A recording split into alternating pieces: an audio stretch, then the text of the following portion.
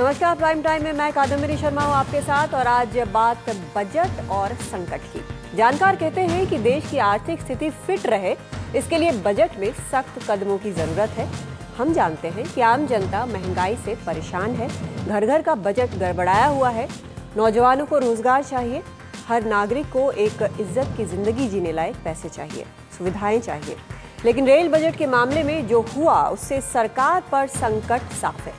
तृणमूल के ही रेल मंत्री दिनेश त्रिवेदी के बजट पर ममता बनर्जी सख्त नाराज हैं। दिनेश त्रिवेदी का मंत्री पद जा रहा है और सरकार का ममता से तालमेल बिठाना कठिन होता जा रहा है। श्रीलंका के मुद्दे पर डीएमके से भी समस्या हो रही है। ऐसे में सरकार और विकल्पों की तलाश कर रही है, देख रही है समाजवादी और बीएसपी की तरफ, लेफ्ट की तरफ। तो प्राइम टाइम में आज का सवाल है, क्या सरकार हर तरफ से घिर गई है? क्या बजट सरकार के लिए नया संकट लाएगा?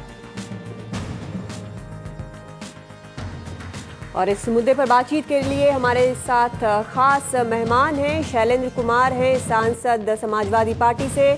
शाहनवाज हुसैन हैं, प्रवक्ता हैं बीजेपी के।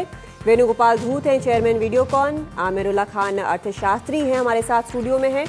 और सुल्तान अहमद तृणमूल कांग्रेस के हमारे साथ जुड़ेंगे और इन सब से हम बात करेंगे। लेकिन सबसे पहले हम बात करते हैं दिनेश त्रिवेदी की। देखते हैं कि आज उन्होंने क्या कहा है।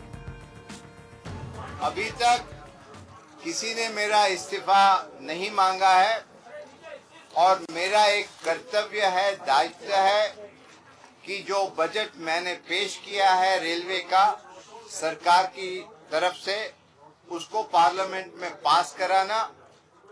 मगर जिस वक्त हमारी लीडर ममता बनर्जी या ऑनरेबल प्राइम मिनिस्टर हमसे इस्तीफा मांगेंगे, उस समय हम तुरंत इस्तीफा देंगे जब वो मांगेंगे। और जगदम्बिका पाल हमारे साथ बने हुए, सबसे पहले उन्हीं का रुख करते हैं। जगदम्बिका पाल जी, क्या माने सरकार हर तरफ से घिर गई है? नहीं, देखिए, सरकार घिरने के मामले में अभी दिनेश त्रिवेदी ने स्पष्ट किया कि अभी तक दिनेश त्रिवेदी ने स्वयं स्पष्ट किया है कि हमसे किसी ने रेल मंत्री के पद से इस्तीफा नहीं मांगा है। और ये स्वाभाविक है कि वो तृणमूल कांग्रेस के संसद सदस्य हैं और एक पार्टी और पार्टी के नेतृत्व की तरफ से कहा कि अगर कोई मांगा जाएगा तो उन्होंने उस तरह से कहा कि हम दे भी सकते हैं। लेकिन ये बात तो तब हो जब कोई, कल से ये बात आ रही थी कि दिनेश त्रिवेदी जी से इस्तीफा मांग लिया गया और दूसरे मंत्री का नाम भी भेज दिया गया। तो मैं समझता हूँ ये संकट बाहर का ज्यादा है और कांग्रेस यूपीए के अंदर का संकट नहीं है। मैं समझता हूँ कि आज पार्लियामेंट में, इसीलिए देखिए कल प्रधानमंत्री ने भी कह दिया कि हमारे पास स्पष्ट बहुमत है। और मैं दूसरी तरफ समाजवादी पार्टी को भी धन्यवाद दूंगा। शैलेंद्र जी कल भी किसी डिस्कशन में थे और उनकी पार्टी की तरफ से भी अन्य नेता श्री रामगोपाल जी का भी आया कि हम इस सरकार को गिरने नहीं देंगे या इस सरकार को हम डिस्टेबलाइज नहीं करेंगे। तो देखिए, साफ है कि आज वो कुछ लोग ख्वाब देख सकते हैं, लेकिन जो संख्या चाहिए एक सरकार के पास पर्याप्त बहुमत का, वो हमारे पास है। अभी 5 राज्यों के चुनाव के बाद मान लिया उत्तर प्रदेश में समाजवादी पार्टी की सरकार बनी है बहुमत से, आज उनकी तरफ से भी स्टैंड क्लियर है।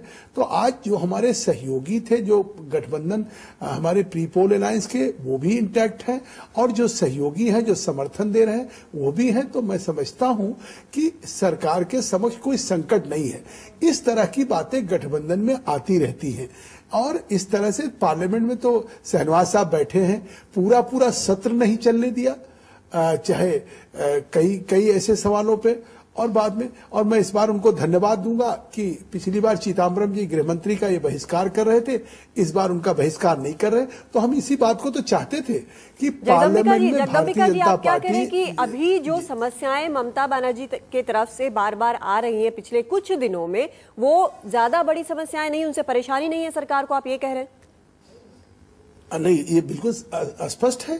इसलिए कि देखिए, परेशानी तो तब हो, देखिए जब गठबंधन की सरकारें होती हैं तो ये किन्हीं मुद्दों पे मतभेद होना स्वाभाविक है। किसी चीज पे हो सकता है हमसे इत्तेफाक न करे तृणमूल कांग्रेस, कभी किसी चीज पे इत्तेफाक डीएमके ने करे या हमारे और तमाम सहयोगी दल हैं, लेकिन जब उसमें प्रधानमंत्री से या ममता बनर्जी से या हमारे सहयोगी गठबंधन के जो दल के नेता हैं उनसे बात होती तो उस समस्या का समाधान होता है। आपने देखा कि अगर इंटरनेशनल मार्केट में पेट्रोलियम के दाम बढ़े, अगर कांग्रेस यूपीए की सरकार को वो कठोर फैसला लेना पड़ा तो हमने लिया, उस पर तृणमूल कांग्रेस या ममता जी को एक नाराजगी हुई, लेकिन उससे ममता जी से बात किया हमारे नेताओं ने, तो आपने देखा कि उन्होंने भी इस बात को महसूस किया कि जो वो कदम उठाया गया, कौन सी डेमोक्रेसी में सरकार ये चाहेगी कि हमको कोई कठोर कदम उठाना पड़े या ऐसे कोई फैसले लेने पड़े जो जिसको आप बहुत पॉपुलर नहीं कह सकते हैं या लोकप्रिय नहीं कह सकते। तो ये तो एक कठिनाई होता है तब इस तरह के फैसले